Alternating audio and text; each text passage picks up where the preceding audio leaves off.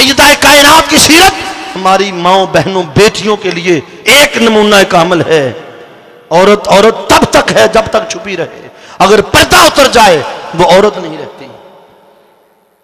सैयदा कायनात सलामुल्लाह अलैहा, तेरी अजमत को सलाम है, तूने ऐसा पर्दा किया, अल्लाह ने हशर में भी तेरे पर्दे रखे।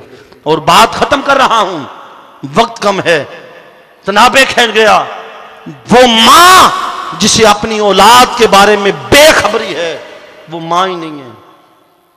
मां को अपनी औलाद के बारे में, मां अपने बच्चे को देखे समझ जाती है मेरा बच्चा कहां से आया है। मां बहुत बड़ा डॉक्टर है नफ्सियात का। और सैयदा कायनात ऐसी मां, उन्हें अपने बच्चों के मुस्तकबिल की खबर है। मैदान करबला सजा, फिर ये काफिले लुटे पुटे जब दमिश्क शाम पहुंचे और उन शहजादी को जब दमिश्क के बाजारों में बिठाया गया, शहजादी कौनैन की बेटी हज़रत ज़ैनब सलामुल्लाह अलैहा काफिले की सरदार हैं। यजीद बदबख्त ने इसलिए मिलने से इनकार किया, कहने लगा इनको बाहर बिठाओ, आज लोग इनका तमाशा देखें, मैं कल बात करूंगा। शहजादियां बैठ गईं पर्दे में सिमरती। उस बाजार हामदिया आज भी मौजूद है जहां शहजादियां बैठी। मैं बताना चाहता हूं सैयदा कायनात का अपनी औलाद के लिए कहां तक निगाह है, मां अपने बच्चों को कहां तक देखती है। अगर मां कामिल हो तो मरने के बाद भी बच्चे पे निगाह रखती है। सैयदा कायनात सैयदा फातिमा ज़हरा सलामुल्लाह अलैहा की ये शहजादियां आज शाम के बाजारों में पड़ी हैं, लोग छतों पे चढ़े हैं तमाशा देखने के लिए।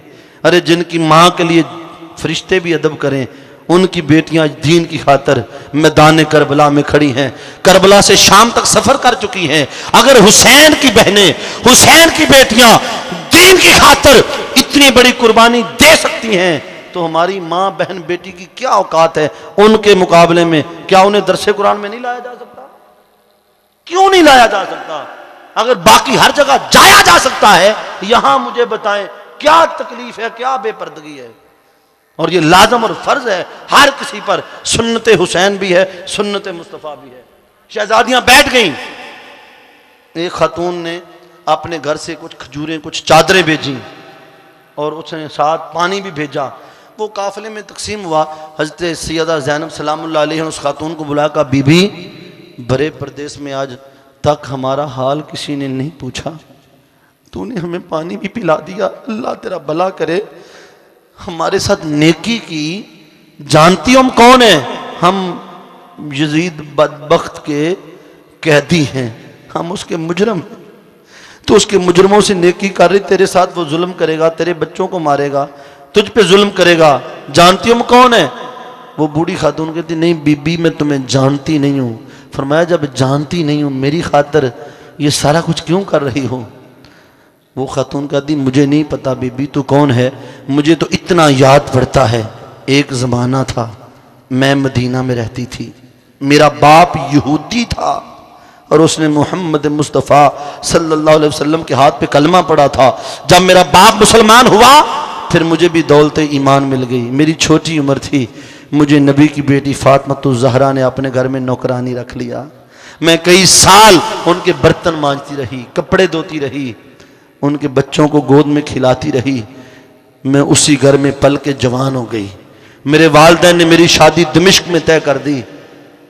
मैं अपनी मालकन के पास गई, मैंने अर्ज़ की मालकन मैंने ज़िंदगी भर आपका नमक खाया है, मैंने आपकी खिदमत की है, आपके बच्चों को लोरियां दी हैं, अपने बच्चों के जोड़ों का सदका मुझे कुछ ऐसा अता कर दें कि मैं दमिश्क में जा रही हूँ, जाने पलट के आऊँ ना आऊँ, लंबा सफ़र है, मुझे कोई ऐसी नसीहत करें कि मैं मरते दम तक आपकी नसीहत को ना बुला पाऊँ। वो खातून कहती बीबी मेरी मालकन फातिमा ज़हरा ने मुझे वसीयत की थी कि देख तू दमिश्क में जा रही है, ख्याल करना दमिश्क के बाजारों में कभी लुटे पुटे लोग आएंगे, कभी कैदी आएंगे, दुखी लोग आएंगे। जब वो कैदी आ जाए उन्हें पानी जरूर पिलाना, उनकी खिदमत करना, उनके साथ भलाई करना। बीबी मुझे नहीं खबर तू कौन है, मैंने तो अगर पानी पिलाया है तो अपनी मालकन फातिमा ज़हरा की नसीहत पे और वसीयत पे अमल किया है।